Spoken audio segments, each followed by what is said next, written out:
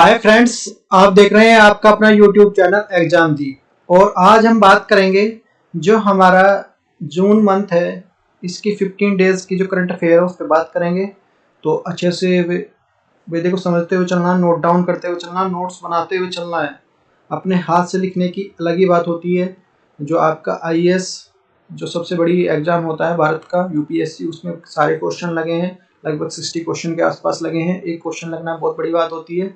और हमारी क्लास से जो यूपीपीसीएस में भी लगभग 100 प्लस क्वेश्चन लगे हैं। और आपके सारी चीज़ें मैं विद प्रूफ दिखा दूंगा, सॉल्यूशन भी डाला हुआ है, जिसने नहीं देखा वो देख सकता है। और अच्छे से समझते हुए वीडियो को लाइक करते हुए, जिसने चैनल को सब्सक्राइब नहीं किया उनसे रिक्वेस्ट है भाई से कि भाई चैनल को सब्सक्राइब कर लो, क्योंकि अभी बहुत सारी चीज़ें और जो कोर्स आने वाले हैं जो ऑफकोर्स सारी चीज़ें फ्री रहेगी। जो आपको पैसे दे के करते हो इधर उधर, भाई जो जिसके काफ़ी पैसे देते हो आप, वो आपको फ्री में मिलेंगी। और तो स्टार्ट करते हैं भाई। आज का जो करंट अफेयर है जो हमारा 7 डेज का है, वो सॉरी जो 15 डेज का है, 15 डेज का देख तो क्या है आईआर। फर्स्ट टाइम हमारा जो Indo Pacific regions and India, तो क्यूएस वर्ल्ड यूनिवर्सिटी रैंकिंग 2023 और अनटायर्ड वर्ल्ड इन्वेस्टमेंट रिपोर्ट क्या है, इकोनॉमिक्स से रिलेटेड है। ये तो आईआर का है सबसे पहले हमने जो देखा। तो और फिर इकोनॉमिक्स में क्या है भाई, जो करंट अफेयर है इसका देखते हैं भाई। फर्स्ट हमारा ग्लोबल सस्टेनेबल डेवलपमेंट रिपोर्ट 2022 और decline domestic growth oil production state food security index 2022। Science tech से देख लीजिए, transformer 10 orbit the communication satellites approve, China Tiangong space station और प्रणब अनंत सुपर कंप्यूटर, और जो frontier super computer India biotech start expo 2022 और NASA DAVINCI missions. और government scheme में आ जाएगा जन समर्थ पोर्टल है और नेशनल ट्राइबल रिसर्च इंस्टीट्यूट है और हर घर दस्तक 2.0 कैंपियन और वन लाइनर फैक्ट है। तो भाई स्टार्ट करते हैं। पहला हमारा जो हिंद प्रशांत क्षेत्र, जो Bharat Indo Pacific regions and India. तो भाई इसमें देखते हैं तो हिंद महासागर, भाई ये जो है ना द हिंदू का आर्टिकल है जो इस बात की ओर इशारा करता है कि भारत में जो वैश्विक स्तर पर अपने व्यापार को मजबूत करना है। तो कितना मजबूत करना है, तो ये एक्सप्लेन द इंडो पैसिफिक्स इकोनॉमिक्स जो blocks of limited in scopes. क्यों करना है कि जो भारत की जो वैश्विक स्तर पर अपने व्यापार को मजबूत करना है या उससे एक बेहतर स्थिति छवि को बनाना है, उसकी जो बेहतर जो है छवि को एक जो मजबूती प्रदान करना है, हिंद प्रशांत क्षेत्र पर जो ध्यान देना होगा। अब आप कई लोग सोचेंगे कि भाई ये इस पे ध्यान देने की क्या जरूरत है, किसी महासागरीय क्षेत्र पर ध्यान देने की जरूरत क्या पड़ गई है। तो आइए इसके बारे में समझने की बात करते हैं। हिंद महाप्रशांत जो हिंद प्रशांत क्षेत्र का जो क्षेत्र है उसका मतलब क्या है। तो हिंद प्रशांत इंडो पैसिफिक रीजन्स, तो ये है ना, ये जो इंडियन ओशन है और साउथ ओशन है, तो ये जो क्षेत्र है ना इसको बोलते हैं। तो अब देखते हैं हिंद महासागर और प्रशांत महासागर इसलिए इंपॉर्टेंट हो जाता है कि विश्व की सबसे ज्यादा व्यापार इसी के रास्ते से होता है, तो इसलिए ये इंपॉर्टेंट है भाई। तो देखते हैं हिंद महासागर और प्रशांत महासागर के कुछ भागों को मिलाकर समुद्र का जो हिस्सा बनता है उसे हिंद प्रशांत क्षेत्र कहते हैं। इस क्षेत्र के देश को जो हिंद प्रशांत क्षेत्र की जो संख्या दी गई है इसलिए इंपॉर्टेंट है। और जो हिंद प्रशांत क्षेत्र का राजनीतिक महत्व क्या है भाई, इसका महत्वपूर्ण भौगोलिक अवस्थिति। देखो दोनों लैंग्वेजेस में है, हिंदी और इंग्लिश में, दोनों को साथ साथ लिखते हुए चलें। जिसको जो इंग्लिश वाले मीडियम के इंग्लिश से बिलोंग करते हैं, जो हिंदी है तो हिंदी से। दो वैश्विक व्यापार लगभग जो 75% इसी क्षेत्र से होता है। हिंद प्रशांत क्षेत्र के बंदरगाह विश्व के सबसे व्यस्तम जो बंदरगाह है, मतलब ज्यादा उन पर आवाजाही लगी रहती है। कुल विश्व की जो लगभग जो 2/3 जनसंख्या का लगभग 45% जो क्षेत्र होता है ये। दूसरा हमारा जो है इसलिए इम्पोर्टेंट है, राजनीतिक रूप से महत्वपूर्ण जो मलक्का जल डमरू इसी पे है और जो प्राकृतिक संसाधनों से युक्त है। जो सामरिक ऊर्जा व्यापार, सामरिक का मतलब है सैनिक रूप से जो ऊर्जा व्यापार आदि जो दृष्टि से ये केंद्र बिंदु है। चीन की जो साम्राज्य विस्तार, आप देखो फिर चीन भी इस पर अपना जो सब वो करना, आधिपत्य करना जो चाहता है। अमेरिका की बढ़ती महत्वाकांक्षा, अमेरिका भी चाहता है कि कहीं ये ना भी हम चीन को काउंटर करते रहें और अमेरिका जो हमारे चीज से आगे जो निकल जाए इससे, इस पे जो अपना कब्जा कर ले, तो वो भी नहीं होना चाहिए। कि चीनी काउंटर के लिए हमने क्वाड बनाया है जिसमें भाई अमेरिका, इंडिया, और आपका जापान, ऑस्ट्रेलिया 4 कंट्री हैं इसको चाइना काउंटर करने के लिए। क्षेत्रीय जो असंतुलन और अशांति, तो भारत के प्रयास हिंद महासागर में सदैव भारत की ओर से जो महत्वपूर्ण जो प्रयास रहा है, कूटनीति के विशेषण की सबसे बड़ा कारण होने के कारण समुद्री व्यापार को मानते हैं। अपनी सैन्य शक्ति को मजबूत करने के लिए भारत संयुक्त राज्य America, ASEAN, Japan, Korea, Vietnam जैसे देशों के साथ कई नौसैनिक अभ्यास भी इसमें सम्मिलित होते हैं। कि वे जो छोटे देश हैं जिनमें मान लिया ज़्यादा डेवलपमेंट नहीं है, उनको उनमें अपने उनके बंदरगाह बनाने, उनमें जिस तरह से इन्वेस्टमेंट करना, जैसे अभी भाई मालदीव में करता रहता है भारत, वो मालदीव में और अभी जो श्रीलंका में भी किया है, तो जो फ्री करना, तो ये चीज़ें इससे जो ये इम्पोर्टेंट हो जाता है इस पर्पज से। इस क्षेत्र के लिए विशेष महत्व को मद्देनजर रखते हुए भारत ने 2019 के विदेश मंत्रालय को इंडो पैसिफिक विंग की स्थापना भी की है।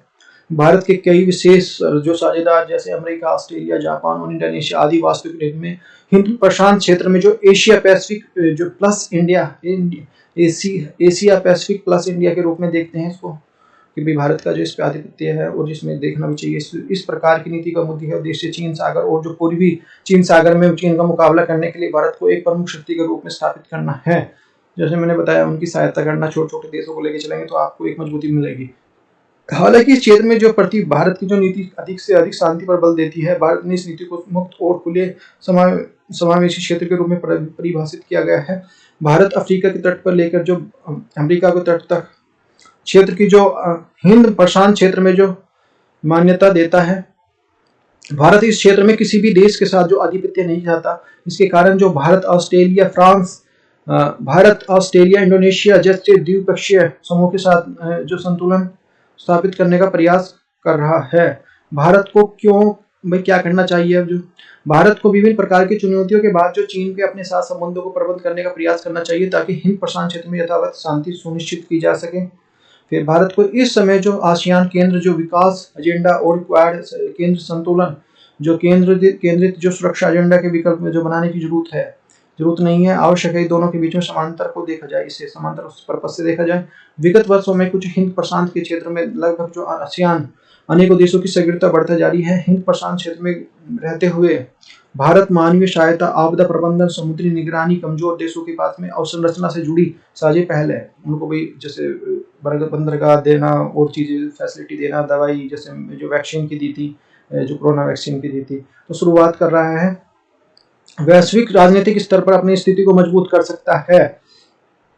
हिंद प्रशांत क्षेत्र में भारत के कई अन्य राज्यों के साथ मजबूत साझेदारी है। ऐसे में भारत द्वारा जो समान विचार वाले जो अन्य जो देशों के साथ में जो शामिल होने के लिए पहल की जानी चाहिए। स्वतंत्रता के बाद से ही भारतीय रक्षा नीति के लिए थल शक्ति पर केंद्रित रही है। हालांकि बहुत बड़ा जो इसका लाभ नहीं मिला है। ऐसे में सही समय है कि भारत को अपनी नौसैनिक शक्ति पर जो विस्तार करना चाहिए, नौसेना पर विस्तार करना चाहिए। वर्तमान में भारत के जो पास जो संसाधन, राजनीतिक इच्छा शक्ति और जो रणनीति बढ़त का एक महत्वपूर्ण अवसर भी है। ऐसे में जो वैश्विक व्यवस्था को बदलाव के लिए आगे बढ़कर सामने आना चाहिए। तो नेक्स्ट क्या है भाई? फिर है वैश्विक सतत report 2022, global sustainable development report 2022। देखो ये क्वेश्चन आया था मैच द फॉलोइंग मैच मिलाने के लिए। उसमें जो SDG गोल थे, हमारे सतत विकास जो लक्ष्य थे, UPPCS में आया हुआ है, जो जिसने क्लास की हुई है करके आया होगा। तो सस्टेनेबल डेवलपमेंट रिपोर्ट 2020 है ये। From the Crisis Sustainable Development Report SDG at the roadmap to 2030 and the beyond, जनवरी 2022। तो ranking countries are the ranked or they are the overall the scores. They are overall the measures of the total progress towards the achieving the 17 SDG goals. The scores of the interpreteds of the percentage SDG achievement is scores of 100 indicates all the SDG has been achieved. जिसमें जो overall जो performance है 193 UN members states हैं। चर्चा में क्यों है भाई? हाल ही में सतत विकास समाधान नेटवर्क SDG SN द्वारा जो वैश्विक सतत विकास रिपोर्ट 2022 जारी की गई है। सतत विकास रिपोर्ट सतत विकास लक्ष्य को प्राप्त करने के लिए दिशा में लोगों को प्रगति का एक वैश्विक मूल्यांकन है। सतत विकास समाधान network SDSN sustainable development solution network एक global the innovative for the United Nations. स्थापना 2012 में, मुख्यालय न्यूयॉर्क में है। प्रमुख कार्य यूएन के सदस्यों को सतत विकास के लक्ष्य के प्रति जो आकलन करना, पेरिस जलवायु समझौते के संबंधित व्यवहारिक समस्याओं को समाधान हेतु जो तकनीकी और जो वैज्ञानिक सहायता प्रदान करना। रिपोर्ट के मुख्य बिंदु, की पॉइंट्स ऑफ द रिपोर्ट क्या हैं? इस रिपोर्ट के शीर्ष 3 स्थानों पर जो फिनलैंड है, डेनमार्क, स्वीडन रहे हैं। जो पहले फिनलैंड रहा है, फिर डेनमार्क, फिर स्वीडन। रिपोर्ट में 163 देशों में भारत जो 121वें स्थान पर है। वर्ष 2021 में 120वें पे था और 2020 में जो 117वें स्थान पर आता। तो देख सकते हैं, तो इसमें हमारी रैंक गिरती जा रही है भाई। फिनलैंड जो 86.5% जो ये पॉइंट इसका स्कोर रहा है 86.51, और जो डेनमार्क का जो 85.63, ये जो आते हैं भाई ये भी पूछने के लिए, क्योंकि ये आईसीआर में आए होते हैं कि स्कोर कितना हुआ है, तो इसे अच्छे ध्यान से रखें। फिर स्वीडन के बाद स्वीडन है 85.19, और नॉर्वे जो 82.35, और ऑस्ट्रेलिया जो 82.532, ये स्टार्टिंग याद रख लेना। और जो इसमें इंडिया का 60 पॉइंट, हमारी जो पोजीशन 121वीं है, और 60.32 जो हमारे जो स्कोर किया है इसने। तो रिपोर्ट के अनुसार स्वास्थ्य संबंधी उपचारों में कमी और जलवायु, जैव विविधता, भू राजनीतिक जो सैन्य संकट स्तर पर जो सतत विकास के लिए अवरोध है। भारी मानवीय क्षति के अलावा जो सैन्य संघर्ष यूक्रेन में सहित जो अंतर्राष्ट्रीय स्तर पर जो खाद्य सुरक्षा संकट और जो ऊर्जा में कमी और जलवायु जैव विविधता संकट के कारण बढ़ रहे हैं। देखो भाई, सस्टेनेबल डेवलपमेंट जो ये गोल्स है हमारे 17 गोल्स हैं जो transport for the our world, तो कैसे बदल सकते हैं? तो ये कौन कौन से हैं भाई? पहला है हमारा जो गरीबी है, दूसरा हमारा जो भुखमरी है, तीसरा हमारा स्वास्थ्य है, फोर्थ है हमारा जो शिक्षा है, पांचवा हमारा जेंडर इक्वलिटी को दूर करने के लिए है, छठा हमारा स्वास्थ्य जल जो फ्रेश वाटर के लिए है, सातवां जो नवीकरणीय ऊर्जा का है, आठवां इकोनॉमिक ग्रोथ एंड डेवलपमेंट का है, और नौवां हमारा जो इनोवेशन इंफ्रास्ट्रक्चर्स इन्वेस्टमेंट का है, और 10वां हमारा सभी प्रकार की जो इक्वलिटी को दूर करने के लिए है, और 11वां हमारा सस्टेनेबल सिटीज के लिए है, और 12वां हमारा जो consumption of the production sustainable बनाना है उसको, और 13वां नंबर का है हमारा जो क्लाइमेट चेंज का है, और 14वें नंबर का है हमारा जल के भीतर जीवों को सुरक्षित करना, 15वां भूमि के जीवों को जो सुरक्षित करना, पहले जल के फिर भूमि के 15 नंबर का, फिर 16 नंबर का जो शांति बनाना, अंतर्राष्ट्रीय जो शांति बनाए रखना, इंटरनेशनल पीस के लिए बात कर रहा है, और 17 है सहयोग की बात कर रहा है, तो ये अंतर्राष्ट्रीय सहयोग की बात कर रहा है भाई। तो ये हमारे 17 लक्ष्य हैं भाई। 2012 में पृथ्वी सम्मेलन 2 हुआ था जो ब्राजील रियो जनवरी में हुआ था। तब से इन्होंने बड़ी जो इन्होंने बात की थी भाई, जो वैश्विक स्तर पर जो जितने भी देश थे उन्हीं की बड़ी बातों को वैश्विक नेताओं के लिए एसडीजी ट्रांसफर जो सस्टेनेबल डेवलपमेंट गोल कहते हैं 2030 तक उन्होंने कहा कि हम इन गोल्स को जो अचीव करेंगे। और बात तो आदर्शवादी कर ली, परंतु जो कोई भी इसको पूरा नहीं कर पाया अभी तक। 2002 या नहीं, इसमें इतना मतलब जितना प्रोग्रेस होनी चाहिए थी उतनी प्रोग्रेस नहीं हुई है। 2002 में भी ऐसी बात हुई की गई थी जो मिलेनियम डेवलपमेंट गोल 2002 में जो जोहान्सबर्ग में सम्मेलन में हुआ था भैया। वो जो वैश्विक राजनेताओं भी हमारे राजनेताओं से कम थोड़ी ना भाई, बड़ी बात करते हैं, वो ताकत से बात करते रहते हैं कि जितनी ताकत से हम दुनिया को गुमराह करते रहेंगे और फेंकेंगे कि हम जो ये कर देंगे वो कर देंगे, परंतु जब काम करने की बात आती है तो हम पिछड़ जाते हैं। हम देख सकते हैं कि कुछ छोटी जो कंट्री हैं बहुत अच्छा परफॉर्मेंस कर रही हैं, चाहे आपका भाई फिनलैंड हो, नॉर्वे हो, स्वीडन हो, तो इनसे हमें सीखने की ज़रूरत है कि भाई किस तरह से करनी है। इनकी तरफ जो हमें कदम बढ़ाने की ज़रूरत है, इनके कदमों पर चलने की ज़रूरत है। बड़ा राष्ट्र होने के मतलब ये नहीं है कि जिम्मेदारी भी बड़ी होनी चाहिए उसकी भाई। बड़ा राष्ट्र होगा जिम्मेदारी बड़ी रहे। बड़े राष्ट्र जब तक अपनी जिम्मेदारी का निर्वहन नहीं करेंगे तब तक जो इस गोल को हम प्राप्त नहीं कर सकते, चाहे कुछ भी कर लें। तो ये गोल है। रिपोर्ट के अनुसार जब भारत जलवायु जो SD13 के हासिल करने के लिए यहाँ पर है, जलवायु कार्यवर्ग पर भारत की जो प्रदर्शन SDG 13 को वर्ष 2019-2020 की तुलना में गिरावट आई है। और जो भारत ने संवर्ग जो प्रदर्शन की गिरावट मुख्य रूप से 8 राज्यों बिहार, तेलंगाना, राजस्थान, उत्तर प्रदेश, कर्नाटक, आंध्र प्रदेश, पंजाब और झारखंड के कारण है। इसकी स्कोर जो SD13 के तहत जो 2 वर्षों की गिरावट देखी जा रही है। सुझाव क्या, सजेशन क्या है? विज्ञान और तकनीकी नवाचार और डेटा सिस्टम संकट के संसाधनों की पहचान करने में मदद कर सकते हैं तथा वर्तमान में की प्रमुख चुनौतियों का समाधान करने के लिए निर्णायक योगदान कर सकते हैं। SDG लक्ष्य हासिल करने के मूल रूप से भौतिक बुनियादी ढांचे, नवीकरणीय ऊर्जा, डिजिटल प्रौद्योगिकी सहित मानवीय पूंजी, स्वास्थ्य, शिक्षा और जो सहित निवेश करने का एक एजेंडा है। तो भाई नेक्स्ट क्या है भाई, देखो अनटार्ड वर्ल्ड इन्वेस्टमेंट रिपोर्ट क्या कहती है भाई? तो ग्लोबल जो foreign investment records to the pre pandemic levels 2021 but the uncertainty looms. ये बताती है कि भारत में, कि भाई वर्ल्ड में, भारत में, वर्ल्ड में, पूरे वर्ल्ड की बात करेंगे खैर, कि कहाँ पर कितना इन्वेस्टमेंट हो रहा है।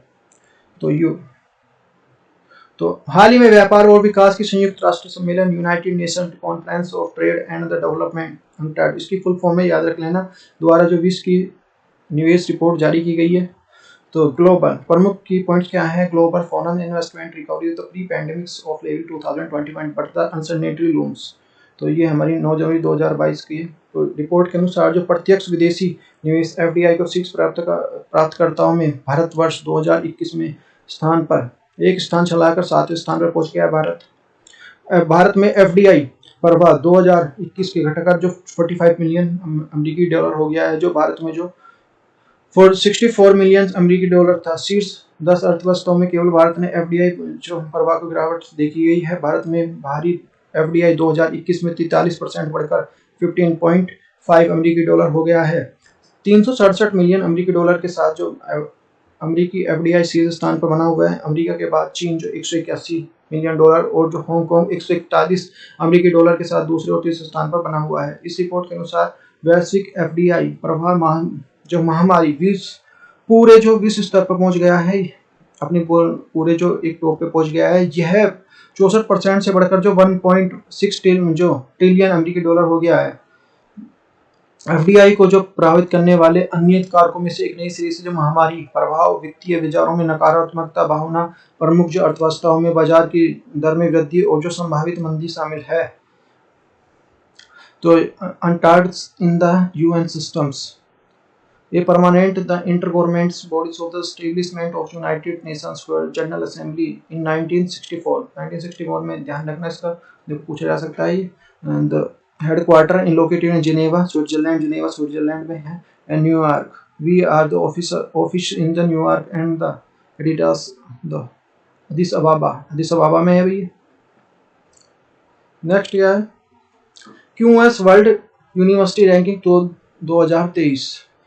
तो QS world ranking 2023 the top global universities क्या कहता है भाई? देखो इसके बारे में देखते हैं, चर्चा में क्यों है। टॉप 150 में से भारत की हाल ही में जो क्यूएली साइमंड्स क्यूएस द्वारा जो क्यूएस वर्ल्ड रिकॉर्ड रैंकिंग जारी 2023 जारी की गई है। तो इसकी फुल फॉर्म है क्यूएस की है, जो क्वाक्वेली साइमंड क्यूएस रिपोर्ट।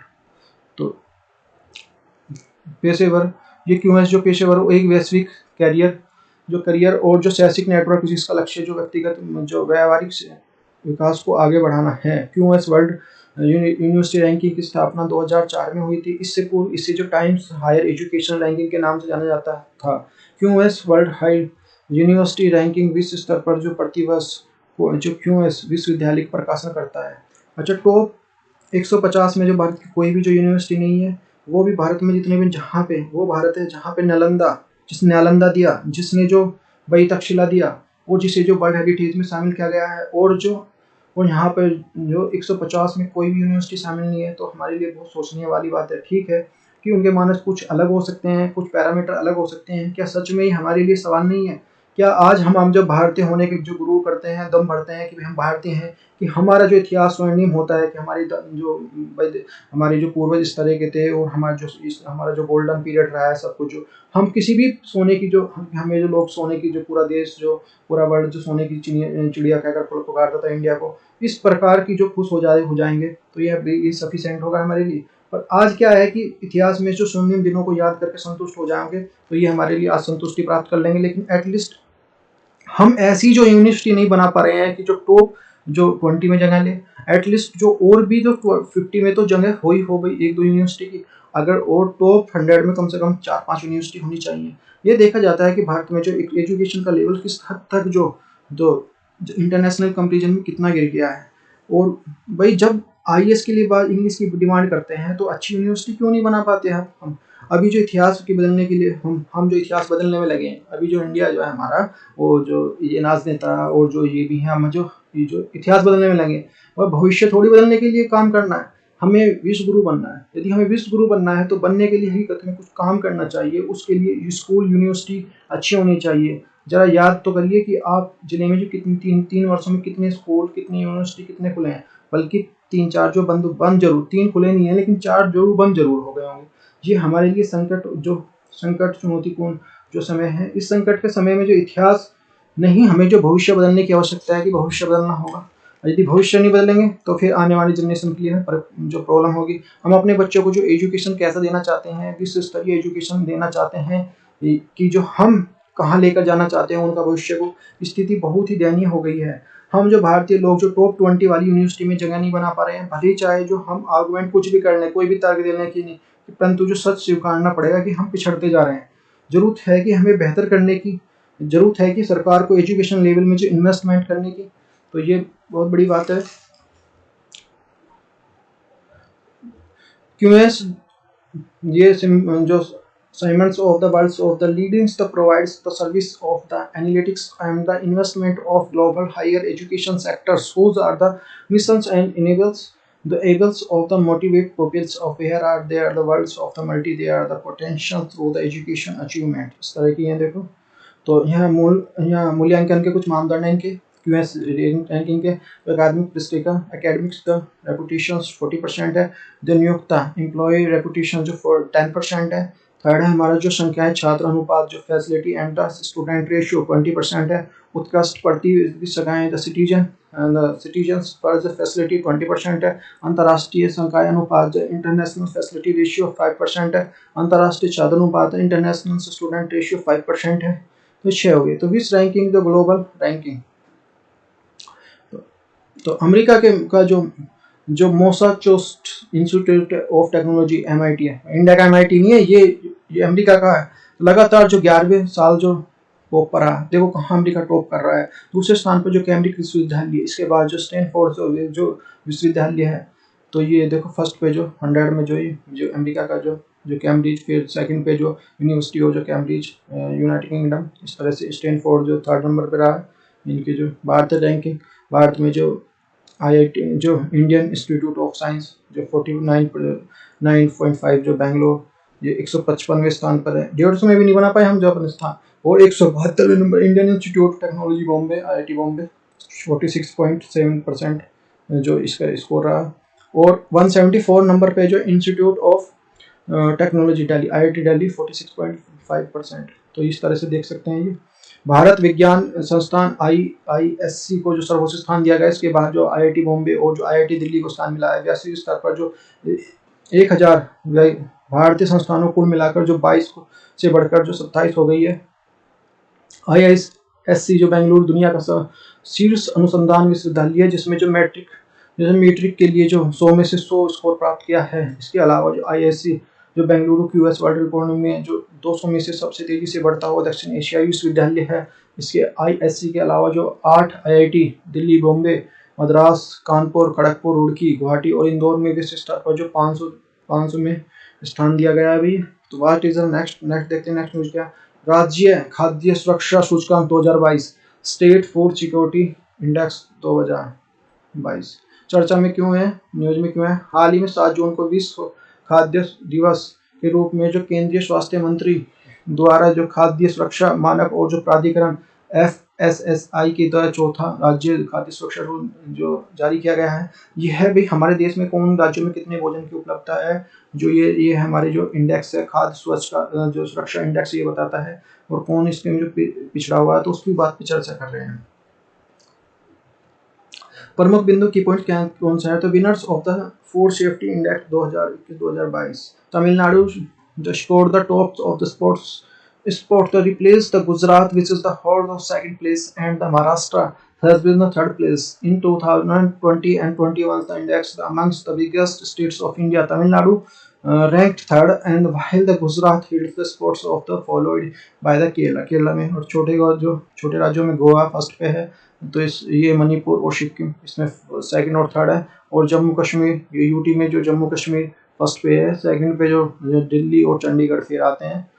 तो देखते हैं खाद्य सुरक्षा सूचकांक 2021-2022 में जो 17 बड़े राज्यों के बीच में जो तमिलनाडु 82 अंकों के साथ जो शीर्ष स्थान पर रहा, जबकि जो गुजरात 77.5 अंकों के साथ दूसरे और महाराष्ट्र में जो 70 अंकों के साथ जो तीसरे स्थान पर रहा। छोटे राज्यों में जो गोवा शीर्ष स्थान पर, जबकि मणिपुर सिक्किम जो दूसरा और तीसरा स्थान इन्होंने हासिल किया है। केंद्र शासित राज्यों में जम्मू कश्मीर फर्स्ट पे रहा, दूसरे पे दिल्ली, थर्ड पे जो यूटी में जो चंडीगढ़ रहा है, इन्होंने रैंकिंग हासिल की। खाद्य सुरक्षा सूचकांक फूड सेफ्टी इंडेक्स, तो खाद्य सूचकांक 2018-2019 में जो शुरू किया गया था, जिसका उद्देश्य देश में जो खाद्य सुरक्षा पारिस्थितिक तंत्र में एक जो प्रतिस्पर्धक और जो सकारात्मक बदलाव लाना है। तो ये जो नागरिकों के लिए सुरक्षा भोजन सुनिश्चित करने के लिए दिशा में काम करने के लिए राज्यों और केंद्र शासित राज्यों में प्रेरित करने के लिए यह कदम उठाया गया है। मानव सूचकांक में 5 मानकों के आधार पर जारी किया जाता है। कौन कौन से हैं भी? मानव सूचकांक जो संस्थागत डेटा IR, इंस्टीट्यूशनल डाटा, दूसरा हमारा जो अनुपालन जो है जो कॉम्प्लायंस, थर्ड है हमारा जो खाद्य सुरक्षा सुविधा फूड टेस्टिंग फैसिलिटी, फोर्थ है हमारा जो प्रशिक्षण ट्रेनिंग है, और पांचवा उपभोक्ता संरक्षण के लिए क्षमता निर्माण capacity buildings of the consumer protection.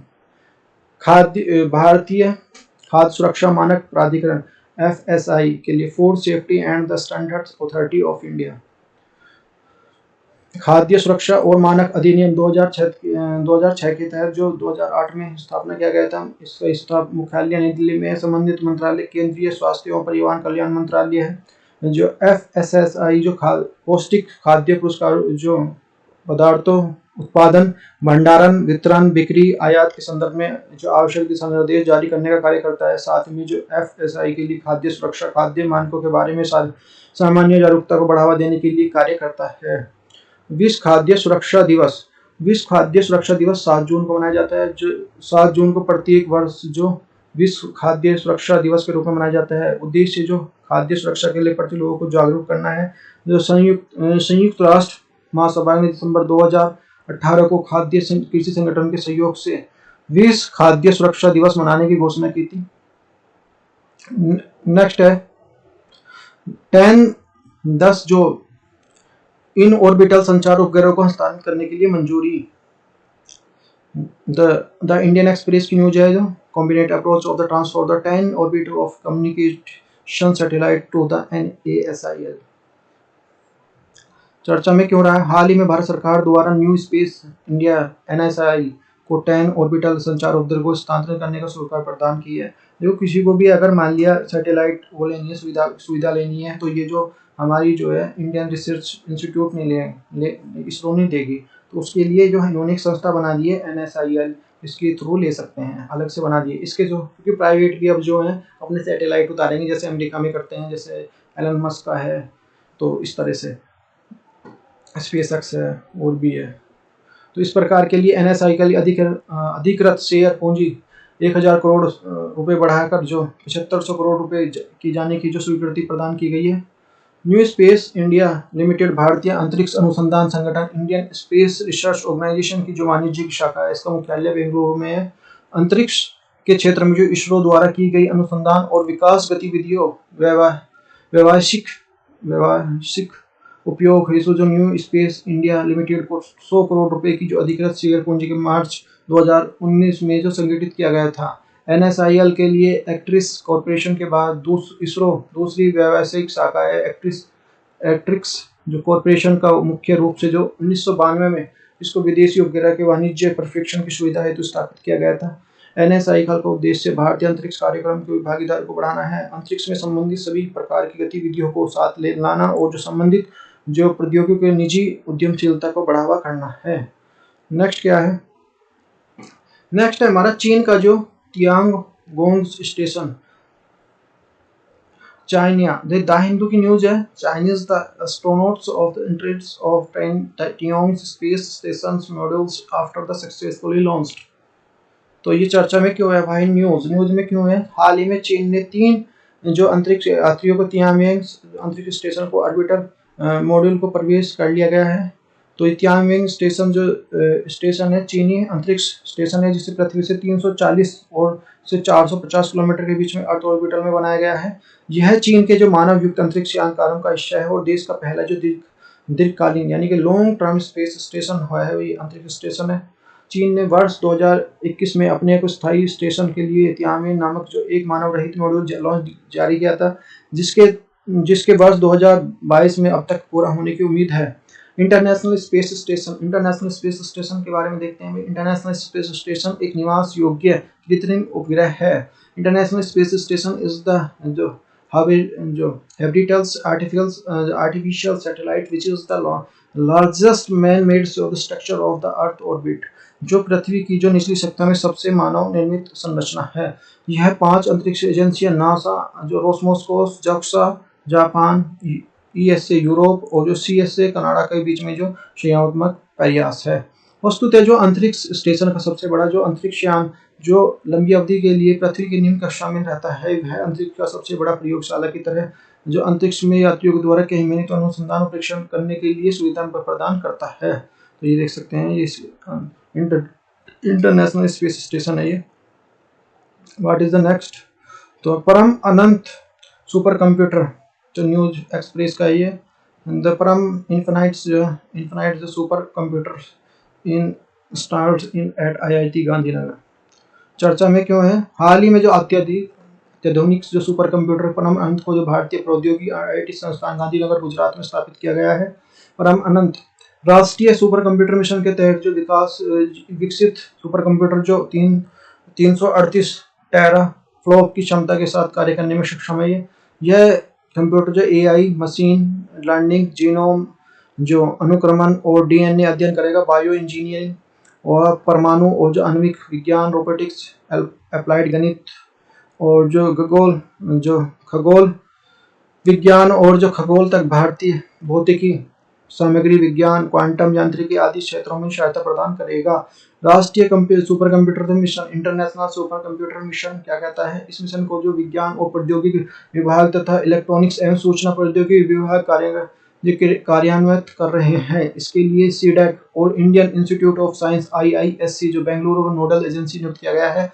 Mission के तहत जो 70 से जो अधिक उच्च प्रदर्शन वाले सुपर कंप्यूटर के माध्यम से विशाल कंप्यूटिंग ग्रिड स्थापित कर देश के जो राष्ट्रीय शैक्षणिक संस्थानों को सशक्त बनाने की परिकल्पना की गई है। राष्ट्रीय सुपर कंप्यूटर मिशन का उद्देश्य भारत के लिए सुपर कंप्यूटर के क्षेत्र में अग्रणी बनाना है। भारतीय वैज्ञानिकों को अत्याधुनिक और जो सुपर कंप्यूटर सुविधाओं से लिए सुसूचित करना है। सुपर कंप्यूटर के लिए कंप्यूटिंग में निवेश के लिए प्रोत्साहित देना। सुपर कंप्यूटिंग तकनीक के रणनीति के क्षेत्र में जो आत्मनिर्भरता। सुपर कंप्यूटर के संबंध में भारत की समक्ष चुनौतियां कौन कौन सी हैं? समक्ष जो निवेश और धनराशि समस्याओं के कारण भारत इस क्षेत्र में पिछड़ा हुआ है। भारत सॉफ्टवेयर अग्रणी क्षेत्र में रहा है, परंतु जो सुपर कंप्यूटर निर्माण के लिए आवश्यक हार्डवेयर घटकों के लिए खरीद हेतु भारत को आयात पर निर्भर है। नेक्स्ट क्या है? जो frontier super computer, frontier the direction of the discovery हाल ही में चर्चा में क्यों आए? विश्व के सबसे शक्तिशाली सुपर कंप्यूटर की टॉप 500 सूची में जो जापान ने फुगा को पीछे छोड़ते हुए अमेरिका का जो फ्रंटियर सुपर कंप्यूटर दुनिया का सबसे तेज सुपर कंप्यूटर बन गया है।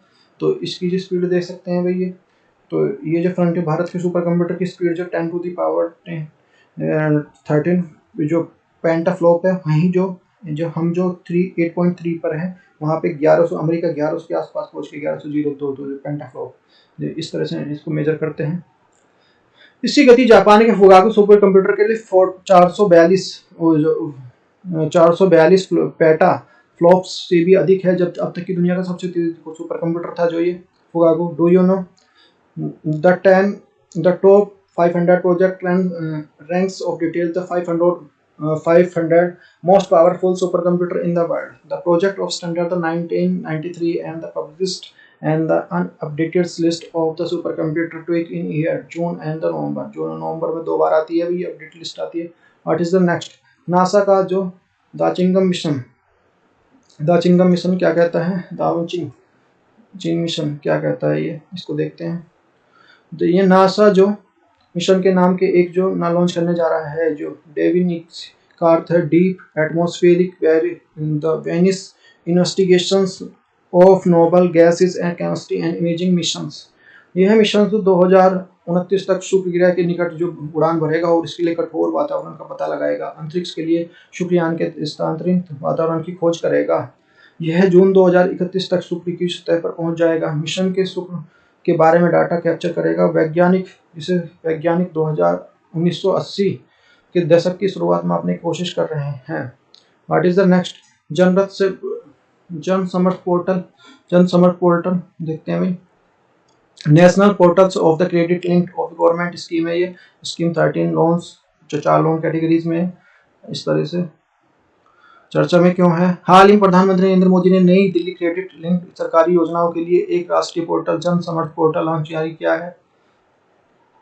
यह सरकारी योजनाओं को जोड़ने वाला जो वन स्टार्टअप डिजिटल पोर्टल है। वर्तमान में इस पोर्टल पर 13 सरकारी योजनाओं को शामिल किया गया है।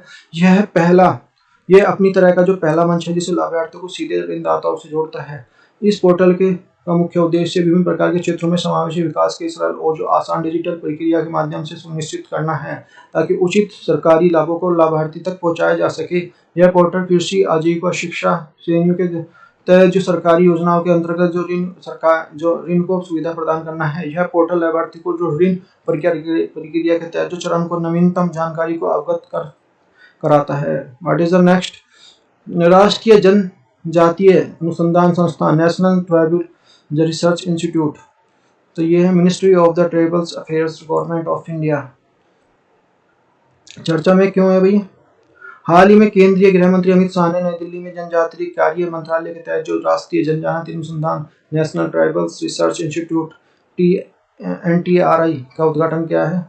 प्रमुख बिंदु क्या है? हाल ही में जो राष्ट्रीय स्तर की जो संस्थाएं जो शैक्षणिक कार्यक्रम और जो विधायी क्षेत्रों में जनजातीय चिंताओं, मुद्दे और मामलों को स्थानांतरित करेगा। यह अनुसंधान क्षेत्रों में विश्वविद्यालय संगठनों साथ साथ जो शैक्षिक निकायों और जो संसाधन केंद्र पर भी साथ मिलकर कार्य करेगा। यह जनजातीय अनुसंधान संस्थान जो उत्कृष्ट केंद्रों की परियोजनाओं निगरानी करेगा और जो अनुसंधान प्रशिक्षण गुणवत्ता को सुधार लाने के लिए मानक तय करेगा। इसके लिए कार्यों के लिए जनजातीय कार्य मंत्रालय के साथ साथ जो जन कल्याण विभिन्न प्रकार के जो नीतिगत जानकारी प्रदान करना सम्मिलित है ताकि जो जनजातीय जीवन शैली के लिए सामाजिक, आर्थिक और जो पहलुओं पर सुधार किया जा सके। What is the next? घरेलू कच्चे तेल उत्पादन में गिरावट, तो declines of the domestic crude oil productions. तो India the crude oil the production drops by the 2.6% in FY22। चर्चा में क्यों है? हाल ही में केंद्र सरकार द्वारा जारी एक आधिकारिक बयान के अनुसार भारत में घरेलू कच्चे तेल के उत्पादन में निरंतरता कमी आ रही है। भारत सरकार के अनुसार वित्तीय वर्ष 2021-2022 में जो कच्चे तेल का उत्पादन घटकर 28.4 मिलियन मीट्रिक टन रहा है, जो पिछले दशकों में सबसे कम है। उत्पादन में गिरावट के कारण क्या है? Due to the drop of the production. कच्चे तेल के उत्पादन में गिरावट के लिए प्राथमिक कारण भारत के तेल को पुराने कुओं पर निर्भर होना है, साथ ही जो नए तेल के कुओं की कोई बड़ी खोज नहीं होना। उत्पादन का जो काम कम रहा है। विकास जो अज्ञात भंडारण का अधिकतम करना और अन्य अन्वेषण नए तेल की जो भंडारण का पता लगाना के लिए खोदे गए वो की संख्या में गिरावट आई है। प्रमुख बिंदु की पॉइंट्स क्या है? भारत तेल का सबसे बड़ा जो उपभोक्ता होने के जो तीसरा सबसे बड़ा उपभोक्ता होने के बाद अपनी जो आवश्यकता को 85% आवश्यकता को काम करने के लिए आयात पर निर्भर है। आयात पर अत्यधिक निर्भरता और जो कीमतों में वृद्धि के कारण भारत की जो व्यापार घाटे में वृद्धि हुई है। भारत के लिए कच्चे तेल की आयात बिल वित्तीय वर्ष 2021-2022 में बढ़कर जो 120.4 मिलियन डॉलर हो गया, जो व्यापार घाटे में एक मुख्य कारण है। घरेलू कच्चे तेल के उत्पादन का एक बड़ा हिस्सा तेल के एवं जो प्राकृतिक गैस निगम लिमिटेड NOSGC द्वारा उत्पादित जो किया गया है। ONGC के तेल उत्पादन में लगातार कमी रही है। वित्त वर्ष 2021-2022 में जो ONGC ने 19.45 जो मीट्रिक टन जो क्रूड ऑयल का उत्पादन किया है, जो वित्तीय वर्ष 2021-2022 में सबसे कम था। What is the next? Bharat का पहला जो biotech startup expo 2022 the economics times of industry में PM मोदी अंदर की है। चर्चा में क्यों देख लेते हैं पहले। ये हाल ही में प्रधानमंत्री और जो बायोटेक स्टार्टअप्स एक्सपो 2022 का उद्घाटन किया गया है। थीम जो बायोटेक स्टार्टअप्स इनोवेशन टुवर्ड्स आत्मनिर्भर भारत। प्रमुख बिंदु की पॉइंट्स क्या क्या हैं? बायोटेक स्टार्टअप एक्सपो 2022 के लिए निवेशकों, उद्यमियों, वैज्ञानिकों, शोधकर्ताओं, उद्योग जगत के नेतृत्वकर्ताओं, लीडरशिप और निर्माताओं, जैव इनोवेटरों, नियामकों और सरकारी अधिकारियों को जोड़ने के लिए एक साझा मंच प्रदान करेगा। एक्सपो का आयोजन जो जैव प्रौद्योगिकी विभाग और जो जैव प्रौद्योगिकी उद्योग अनुसंधान सहायता प्रदान करना ब्रिक द्वारा जो ब्रिक की स्थापना 10 साल पूरे होने का उपलब्धि में किया जा रहा है। यह स्वास्थ्य, कृषि, जीनोमिक्स और स्वच्छ ऊर्जा, बायोफार्मा, औद्योगिक जैव और प्रौद्योगिक अपशिष्ट मूल्य, वेस्ट ऑफ द हेल्थ के लिए सहित जो विभिन्न क्षेत्रों में प्रौद्योगिकी और अनुप्रयोग को प्रदर्शित करेगा। जैव प्रौद्योगिकी के लिए अनुसंधान जो बायरेक भारत के लिए बायोटेक्निकल्स विभाग के लिए जीबीटी की धारा 8 के लिए अनुसूची 6 के द्वारा स्थापित जैव प्रौद्योगिकी के लिए गैर लाभकारी उद्यम है। इस प्रकार इसे भारत सरकार द्वारा निम्न स्तर पर जो उत्पाद आवश्यक उत्पाद बनाने के लिए हेतु जो रणनीतिक अनुसंधान और इनोवेशन इंटरफेस एजेंसी के रूप में स्थापित किया है। प्रमुख रणनीति क्या है? इनोवेशन उद्यमिता को जो प्रोत्साहित करना, मुख्य सामाजिक क्षेत्रों में जो किफायती इनोवेशन को बढ़ावा देना, स्टार्टअप और छोटे मध्य उद्योगों को जो सशक्त बनाना, क्षमता बढ़ाने और जो इनोवेशन प्रसार है तो जो भागीदारी के लिए योगदान करना, खोज के लिए वैश्वीकरण को सक्षम बनाना, भारतीय उद्यमियों के लिए वैश्विक स्पर्धा सुनिश्चित करना। What is the next? हर घर दस्तक अभियान। हर घर दस्तक अभियान तो ये कोविड-19 द वैक्सीनेशन हर दस्तक 2.0 जो कैंपेन्स तो ये स्टार्ट हुआ है भाई, चर्चा में क्यों है? हाल ही में राज्यों और जो केंद्र शासित प्रदेश में कोविड-19 टीकाकरण के लिए गति और तेजी लाने के लिए अभियान 2.0 देश में शुरू किया गया है। प्रमुख की पॉइंट्स क्या क्या है? हर घर दस्तक 2.0 अभियान को 1 जून 2022 से 31 जुलाई 2010 तक शुरू किया गया। इस अभियान के तहत जो डोर टू डोर अभियान करता माध्यम से पात्र जन समूह को टीकाकरण सुनिश्चित करना है। दूसरे चरण में जो 60 वर्ष से अधिक आयु के जो व्यक्तियों को जो एहतियाती खुराक के रूप में सुनिश्चित करने के लिए मुख्य रूप पर ध्यान दिया जाएगा। हर घर दस्तक टीकाकरण अभियान मिशन इंद्रधनुष को सफल बनाने की नीति प्रणीत है। इस अभियान को नवंबर 2021 में शुरू किया गया था। हर घर दस्तक जाकर जो पात्र अभ्यर्थी तक पहुंचना है, टीकाकरण को लेकर भारतीय जागरूकता का प्रसार करना आदि शामिल है इसमें। अच्छा देखते हैं, फिर फैक्ट्स देखते हैं। किस देश ने चंद्रमा पर अब तक का सबसे जो विस्तृत भू वैज्ञानिक मानचित्र ग्लोबिकल मैप जारी किया है? तो चीन ने जारी किया अभी। दूसरा क्वेश्चन है, किस भारतीय राज्य ने सुरक्षा मित्र परियोजना वाहन निगरानी प्रणाली लॉन्च की है? तो केरल ने लॉन्च किया है। दुर्घटना के मामले में जो एक वाहन निगरानी प्रणाली चीन के। नेक्स्ट है, छोटे व्यवसाय को समर्थन करने के लिए किस सोशल मीडिया को प्लेटफॉर्म ने जो SM सारथी उत्सव लॉन्च जारी किया है? तो व्हाट्सएप ने किया है। हाल ही में किस राज्य या केंद्र शासित राज्य ने national museum customs of the GST उद्घाटन किया? तो गोवा ने किया है। नेक्स्ट है, लोकतंत्र और जो स्वर और रिपब्लिक इथिक्स किस भारतीय व्यक्तित्व को चुनिंदा भाषण है? तो रामनाथ कोविंद। किस भारतीय व्यक्तित्व को ब्रिटिश काउंसिल के लिए इंडिया यूके टुगेदर 2022 सेशन के लिए कल्चर के लिए सीजन एम्बेसडर नामित किया गया? तो AR रहमान को नामित किया गया है। फिर 6 जो विश्व कप में भाग लेने वाली जो पहली महिला क्रिकेटर कौन है? तो मिताली राज है। भारतीय रिजर्व बैंक RBI की किस श्रेणी में बैंकों को डोर स्टेप बैंकिंग सेवा प्रदान करने में मंजूरी दी है? तो शहरी सहकारी बैंक। केंद्रीय मंत्रिमंडल ने जैव चिकित्सा उपकरणों और जो प्रौद्योगिकी के क्षेत्र में किस देश के साथ समझौता ज्ञापन पर हस्ताक्षर को मंजूरी दी है? तो अमेरिका को दी है अभी। तो 12 जून विश्व बाल श्रम जो निषेध दिवस जो world day of the against child labour जो 12 जून को मनाया जाता है। 13 जून को जो अंतर्राष्ट्रीय जो एब्लिविजन जागरूकता दिवस मनाया जाता है। तो ये भी देखो हमारा जो 15 डेज है करंट अफेयर था। यदि वीडियो अच्छी लगी है तो वीडियो को लाइक करो, चैनल को सब्सक्राइब करो, तो ग्रोथ रुक सी गई है।